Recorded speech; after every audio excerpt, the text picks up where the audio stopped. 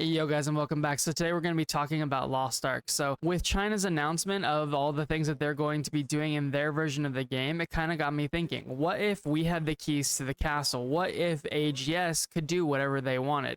How would we change the game and how would we make it better? So this is going to be a video series that I'm going to make.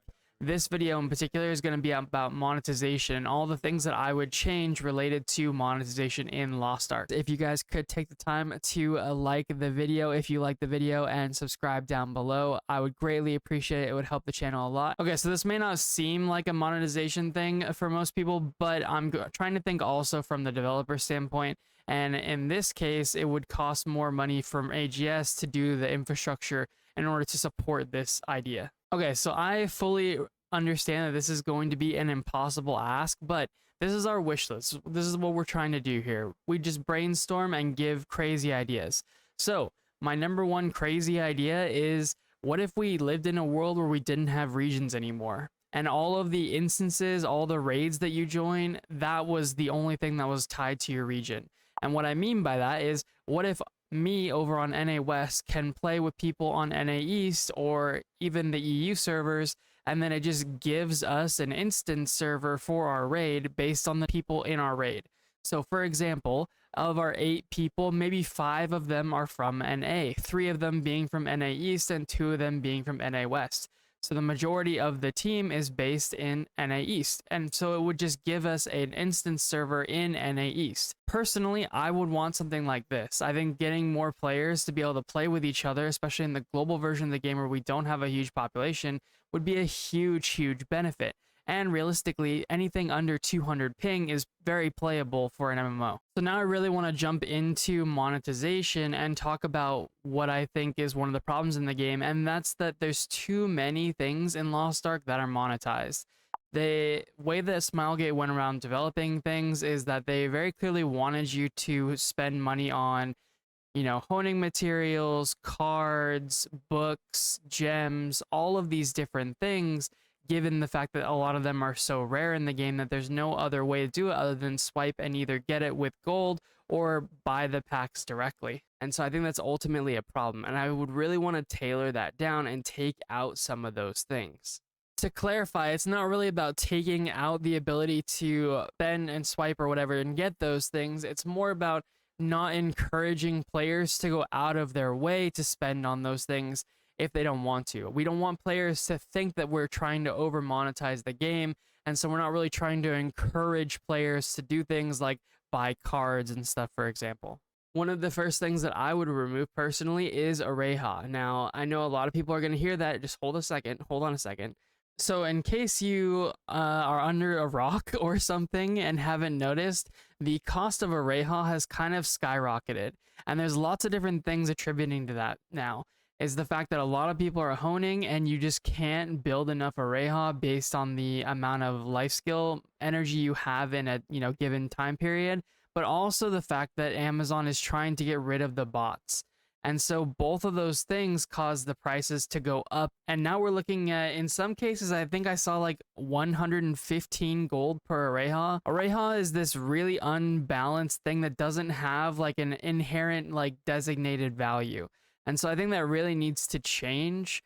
And it being so impacted by bots and stuff like that is just it's just another example of something that we need to get rid of in the game, because long term it just doesn't work. I know a lot of people are going to hear that and they're going to just immediately say, okay, well, what about life skills? So what I would do with life skills instead in this case is I would change life skills to be making things like weapon skins, regular skins, and then skill animation skins. And then divvy those up maybe via like class and profession type. So maybe a good example would be the warriors would be taking use of like mining materials and excavation materials, and maybe the mages would use more of the herb gathering materials and hunting materials, things that are the kind of themed towards those type of items that you would see in a different game. And then with that improvement, I would also try and expand the amount of options that we have available to us, not just what we see in the Yaz jars, but like I said, like maybe some cool animation skins for certain abilities, and really kind of go up and over the top with this. Specifically, I brought up the like skins and animations and stuff like that, but there's no reason why these professions couldn't also do literally everything else that they sell in the Blue Crystal shop. So all of the different structures for your stronghold and all that stuff could all be something that a crafter could actually make. You know, they could have the recipes found in some way or part of the game that you unlock or whatever. So it could actually be this really expansive system where you're making a lot of different things for various different people looking to do a lot of different stuff. And at the end of the day, you know, is it going to make life skills more fun, more interesting? Not really, but it'll be something that you can work towards over the long term if you want to. It'd be something that people could monetize if they wanted to. There's lots of different things here by expanding it in this way that you could like improve what's available with these systems. And as it is right now, everyone's just making Oreha. That's what we're doing. Like, let's be real. And so I think it would be a much more interesting system for looking at the, you know, what you can craft.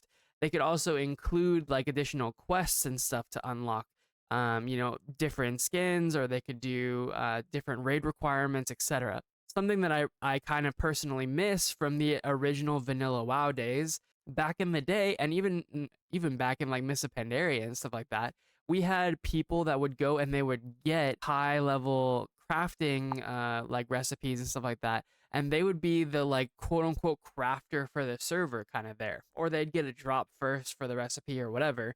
And you know, a lot of times it would be like about finding that person online and messaging them, and sure, that has its own issues.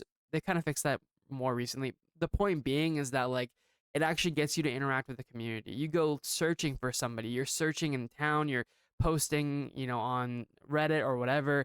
Hey, I'm on this server, I'm looking for somebody who has this pattern, like I want to get this crafted, can we work out a deal? That's how I would try to improve the current you know, kind of system for life skills, and kind of and replace the thing that we craft right now, which is only Oreha. You know, ultimately I would like to see some gameplay improvements as well, but I don't really have a plan in my head how exactly I would do that. At the end of the day, a lot of life skills in other games are also just walking up to a node and gathering it. They're just not really fun, but the rewards and what you can do with those items oftentimes ends up being the fun and interesting part. I should have mentioned this before, but I would also remove life energy. If somebody wants to go and they're really dedicated to grinding out those legendary skins or the skill animation changes or whatever, skins, then let them. You know what I mean? Like if they want to grind it out for a couple of days, or they're like someone who wants to make that their thing. There are people who play Final Fantasy 14 and they're only crafters. They don't do the end game raids. They don't do anything of that. They just like doing the life skills. They go out, they craft the stuff, and then they sell it to people on the market. People like playing MMOs in different ways, so let them play the way they want to play. If someone wants to do that, then more power to them.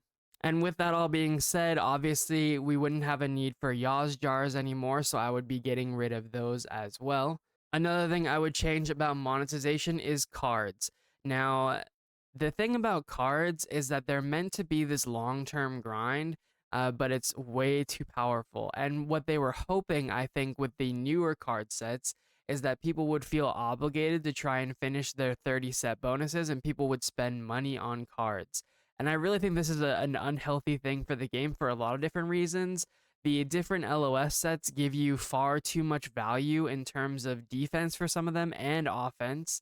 And then on top of that, they also are really, really heavily needed for the additional damage. And when you have just having cards, just playing the game longer, you're just going to flat out do like 6-7% more damage than someone else because you have some card collection. I don't think that that's healthy for the game. And so what I would do is I would have a vendor that drops card packs of each, or not drops, it just gives card packs of each type. And I don't know, you could buy 100 every week for a certain amount of let's say silver. Silver right now isn't super useful unless you're brand new to the game, so it would give people that are, you know, older in the game, later in the game, something to spend their silver on and get more of those card pieces. So it wouldn't be available to brand new players, but even then, my NA East alt account is, you know, pretty much swimming in extra silver from the events and stuff like that. So I don't think it would be too hurtful for them either. but it would allow players that have been playing the game for a lot longer to just buy a lot more cards, get a lot more card XP, and get access to some of those completed things right away. Now, you might be wondering, why didn't he say delete cards? I think cards are kind of too late in the game to delete at this point, but I do think doing something like this and making them much more obtainable would be really, really good. And then I would also change the selection of the current card packs to include and be able to target specific sets of cards. And what I mean by that is right now, if you go and look at the most recent card pack that you can select after getting a new legendary, you'll see that there are, lots of options in there from various different card sets. And what I would do is I would narrow that down and say, okay, I'm looking for Earth card sets. And it would only include the Earth damage and the Earth support cards in that entire card pack. So that way you're guaranteed to get ones that you're looking for. So really narrowing things down like that will make it much less RNG dependent. And then also, like I said, having a big vendor, 100 maybe is too many, but like I would seriously do a lot. It would be, a pretty hefty price of silver maybe to buy legendary cards, but cheaper on the lower tiers. Getting to the point where we're looking for like blue and purple cards to finish some of those support sets, it feels really stupid.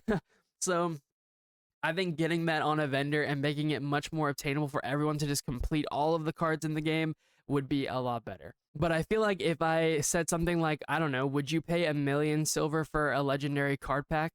I feel like you would. If it was 10 million silver, I feel like you still would. You know what I mean? Like, you wouldn't be able to buy as many, obviously, unless you're just rolling in silver. But the point being is that, like, it would give some more value to the silver resource and, just give more access to cards in general. All right, so the next one's going to be books. So what I would do for books is I would say every single hard mode from A gear onwards will be guaranteed to drop a relic book in the auction. And then also, I would give, I don't know, like a 50% chance of a player completing those activities getting one themselves.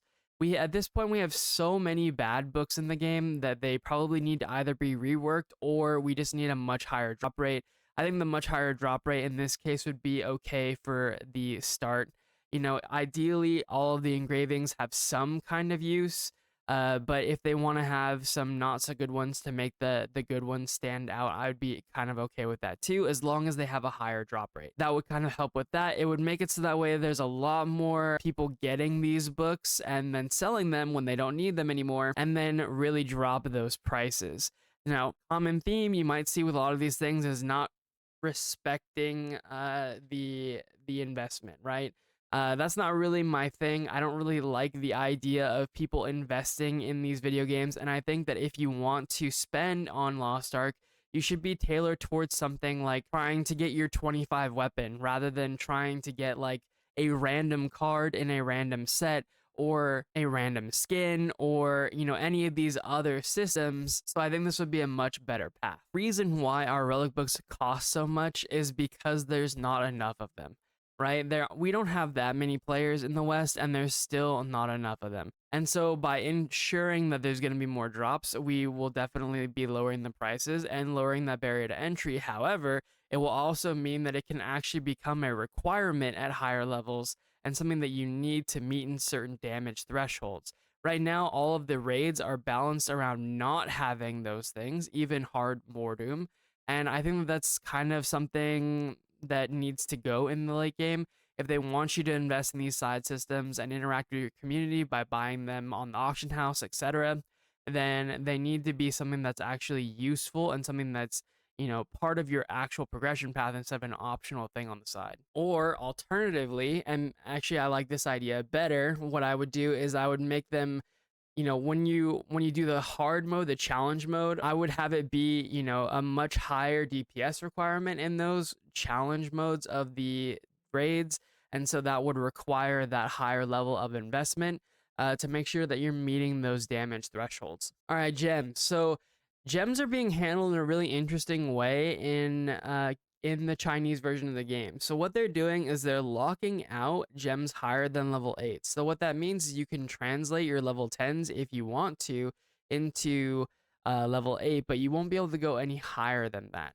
I'm not sure that this ultimately fixes the gem problem. Part of the problem with gems is that we just don't make more of them than we used to. So the reason why the Korean version of the game and the director specifically called out all the gems being made in tier 3 is because we actually made similar levels of gems in tier 3. And that doesn't really make sense. As you get higher level, you should inevitably be getting more of these things. You should be getting more of our blue and red stones, more of our leap stones, etc., more shards as you go higher and higher and higher because you have a higher requirement. And so gems should work the exact same. As you start getting higher into tier 4, you should be getting more gems. You should be making more gems. And I think that that's just the problem that they're not doing right now. And I think they're not doing it specifically because they don't want to devalue gems. But gems are designed actually pretty poorly from the start. And I think it would actually be okay to just do higher drop rates. So even though if you want to spend, you can get them earlier on, if you wait later on, people will be able to farm more gems. There'll be more gems on the market, and then the prices will naturally come down, just like there's always supposed to be. And so as you get further into tier 4, gem prices will drop. I think that would be the correct progression path. So what I would do is I would just continue to increase. Once you get into tier 4, you should be making more than you were making in the 1620 or the 1600 Chaos Dungeon. It doesn't have to be a ton more, but it should be more. And then as you continue through 1660, 1680, 1700, etc., you should be getting more and more and more gems. Now, if they want to do that via more cube ticket drops or things like that, I'd be okay with that too. Regardless, it should be much more gems at 1700 than you were getting in tier 3. Okay, and so like I said, all of these different things are things that people have been swiping for. And so I think that by dropping a lot of these issues and making it much easier to obtain these items, people won't be encouraged to swipe for them, and they should even remove a lot of them from the shop, like the Yaz jars and stuff like that, and the Orehas and whatnot. I do actually think that honing isn't in too terrible of a spot right now, and it's okay to use higher levels of honing as a way to get gold out of the game. I think that's a really healthy thing for the game. So I would go ahead and leave that kind of as is for now, and then continue to encourage players to get to those higher levels of honing via new raid systems. But I would make sure that I announce them pretty early. We do know that the Kazros raid, for example, is 1700 and 1710 at the normal mode for the first and second one. And so knowing earlier, helping players like understand what the expectations are moving forward, I think would be a big part of this. So obviously what they need to do is they need to, I already mentioned I would take Oreha out, but I would also remove gold costs to 1620, just straight up. Unless you're advanced honing, it shouldn't cost any gold before 1620, period. The game doesn't really start at this point until A gear, in my opinion. And because at that point you're doing all your tier 4 raids, and it doesn't really make sense to have you half doing tier 3 and tier 4. Yeah, we just need to get players into tier 4, and so letting them just get straight there with either new characters more easily, or just giving characters a free boost all the way to 1640, I think would be perfectly fine there too. However they want to do it, they could handle it a variety of ways. I would also remove a lot of the costs and make a lot of the honing up until at least 1580 guaranteed one taps the whole way, honestly. I don't think somebody should be 14 15 and hitting like 60-70% for their honing. If you're 14 15, you're doing Volton, send that guy to the moon. He should be going to Brill in 20 minutes or 10 minutes, 5 minutes. There doesn't need to be this long like gated thing. If somebody wants to go through the process of making a new character and doing the raids and continuing to move on, we shouldn't really stop them. And I also think the same thing should be said for those lower raids for Volton and Vicus and Brel, Shaws and stuff like that. If you want to do them multiple times in the same week to earn your materials to craft your gear, let them. More power to them. Don't let them get gold for more than once if they're that worried about the gold gain. But even then, like, it gives you such little gold. I don't think it even matters. But don't make it so that way they have to wait multiple weeks to craft those sets. You shouldn't be waiting 2, potentially 3 weeks to craft your Vulcan armor or your Vicus armor. That doesn't make sense. We're in tier 4. That's like over 200 item levels behind. Let them craft their gear. Let them move on to Belshazzar. They still got to craft their Belshazzar gear, and then they got to craft their Akon gear, and then they got to get to from 1580 to 1620. Like, there's way too much stuff for them to have to worry about. They shouldn't have to worry about like min-maxing their time and making sure they're playing on a weekly rotation to be able to craft those pieces of gear to move on to the next one.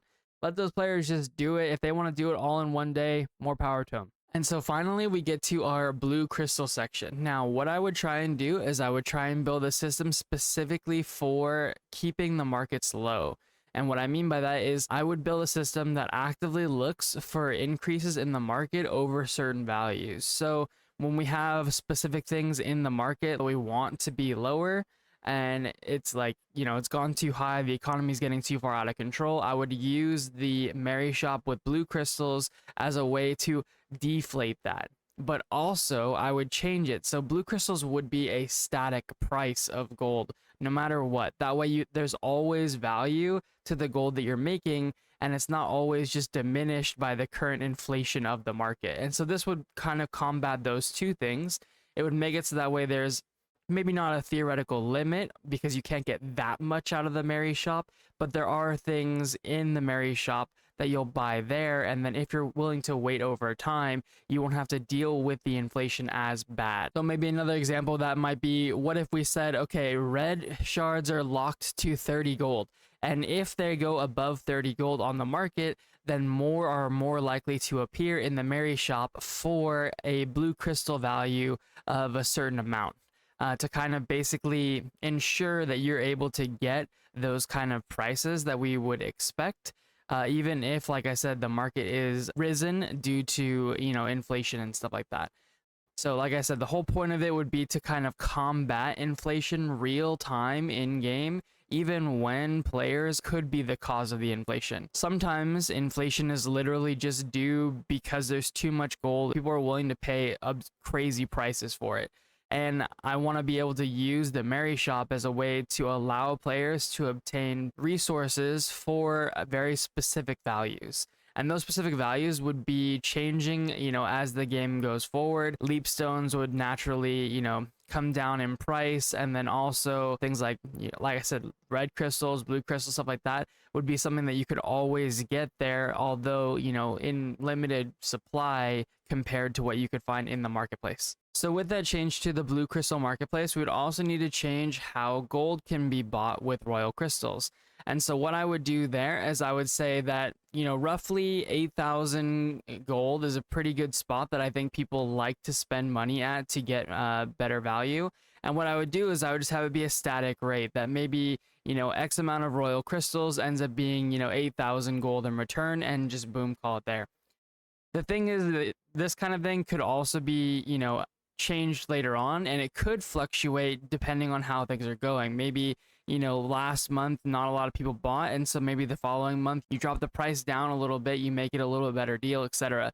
But I would have it be a like month to month deal, where we aren't really looking at such a volatile increase and decrease in how much the different payment things can give you for those items. So that way they're not as heavily influenced by the inherent inflation of the economy, because to be honest, inflation in Lost Ark is always guaranteed to be a thing. They try to do this thing where they add gold sinks to the game to try and get extra money out of the game. The problem with that is that inevitably there will always end up being some quote unquote best parking spot, where you can continue to farm the most efficient amount of gold. And when you do that, that will naturally lead to more of this exact thing, this inflation that happens over time. It's just due to the way that the game works. The game is inherently printing gold by people doing raids. It's not like it's coming from elsewhere or it's earned somewhere else in the economy and it's traded hands. It's quite literally printing money. And so with that, there's guaranteed to be inflation. There's nothing you can do about it. The gold sinks help Ryan get some of that gold out, and that is a good thing, that is valuable, but inevitably there will always end up being inflation issues in Lost Ark. So after watching the monetization section, you might be wondering, okay, so what is going to be monetized? How is Smilegate going to make money? Make money on skins and selling honing mats. And I genuinely think that that's good enough. And the reason for that is because we always see, we see it right now. When there's a juice package in the West, like the Steam sales, they increase significantly. People love buying that stuff. And so I'm pretty confident they can make more than enough money. Ghostcrawler even talked about it when they were looking at making the Riot MMO over there. They looked at making an entire MMO based only on skins, no pay to win. And even then, they said it was possible. Is it feasible for a large-scale MMO, like a big budget MMO, to sustain with a free-to-play model that just monetizes off of cosmetics? What would you say? No, we've done the math, and I think there is a world that works out. Like, really, you can have enough players who are willing to pay enough on cosmetics to fund a really big game. Really. Now, if Riot had determined that that was possible, I want to see this game move closer to that. The less things be optimized and stuff like that for paying. And at the end of the day, you can still pay to win a lot of this. Like, even though there would be, you know, more gems on the market, you could still swipe to get gems, right? It doesn't mean you can't swipe to get these things. It just means they won't cost as much. And I think that would be, better in the long run. And they can continue making money on things like the skins and the Ark passives and stuff like that. It's very, very weird that the game has so many different things that feel monetized right now. And by having those different pieces be monetized, it makes each individual one feel worse. And on top of that, we have a lot of the things that you do buy in the shop are RNG, like the card packs. Have you ever bought the random card packs? Did those ever feel good? Like, even once? No. I can tell you guys, as somebody who bought card packs to finish LOS 30 way back in the Triangle days or whatever, or even earlier than that, the original Belshazzar days, I was spending money on cards back then, and it did not feel good. Every time I opened one of those, I'd spend like $30 and potentially get 0 legendary cards. That does not make you feel good. That does not make you want to come back and spend more money. In fact, that's part of the reason why I no longer spend money on this game for the most part, other than like the occasional Ark Pass. When you have players spending money on the game, you want them to feel good.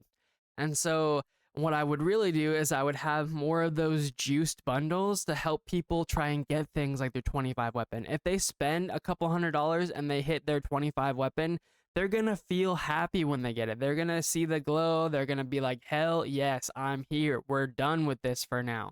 Right? And so getting players those better experiences with spending money in the game would be better. Now, you probably would need to tweak maybe the distribution of those packages, how often they're given, how much value they have, etc., to try and give players more of that feel. But again, it should be something, ideally you want your players to spend money and feel good about the money they spent, so that way they come back and they spend more money. That's part of the reason why I think skins are such an easy win, as people love spending money on skins in every game. You have Riot selling skins in League of Legends for like $500. You have Apex selling heirlooms for like $250 a piece, right? Like, more skins, the better. More interesting skins, animation skins, all this kind of stuff.